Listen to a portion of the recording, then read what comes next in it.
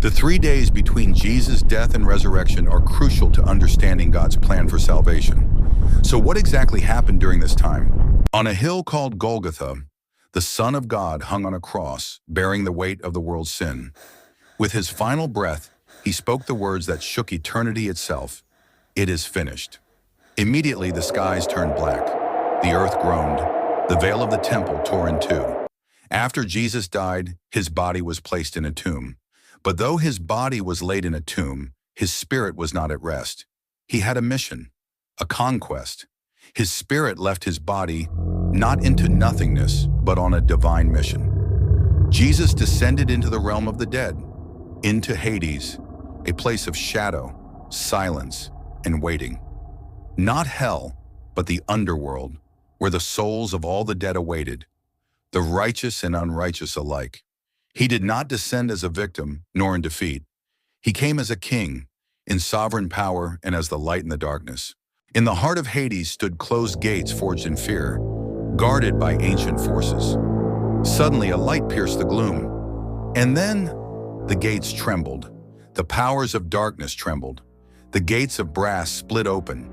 Demons and ancient captors shrieked in confusion. Jesus, the light of the world, entered Hades, not as a prisoner, but as a conqueror. The king had come to break the chains, to claim his own. Behind the gates, the righteous waited: Abraham, Moses, David, Ruth, and Eve, bound not by punishment, but by God's promise. They were in a place sometimes called Abraham's bosom, or paradise, separated from the wicked, but not yet in the full presence of God. As written in 1 Peter 3:18-20, Jesus first proclaimed his victory to all the dead, both the righteous and the rebellious. To the faithful, he was the long-awaited Messiah. To the wicked, he was the just judge. Then Satan, the deceiver, the jailer of souls, once confident in his seeming victory, now beheld the Son of God invading his domain. He had schemed for centuries, but he had not foreseen this moment. Satan stood before Jesus, and Jesus thundered. From the enemy's trembling hand, Jesus took the keys of death and Hades. Chains shattered, prison doors burst open.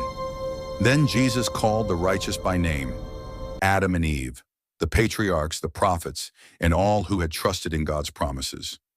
He led them out of their waiting into ascending light, fulfilling what had been promised.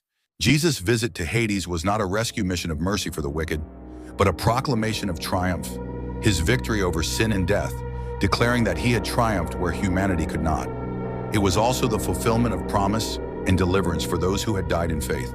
And so Jesus harrowed hell so we would never have to. He shattered its gates, bound the strong man, and plundered the realm of the dead.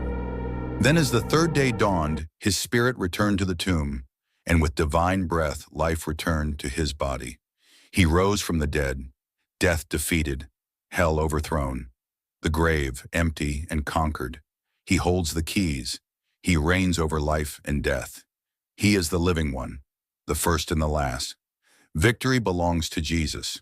In Matthew 27:52-53, we see an astonishing event. After Jesus resurrected, many holy people who had died were raised to life and appeared to others. This was a sign that Jesus had conquered death and symbolized the first fruit of the resurrection that all believers would experience. After 40 days following his resurrection, when his time on earth was fulfilled, Jesus was taken up, lifted by glory, wrapped in light, ascending to the right hand of the Father. His mission complete, his victory eternal.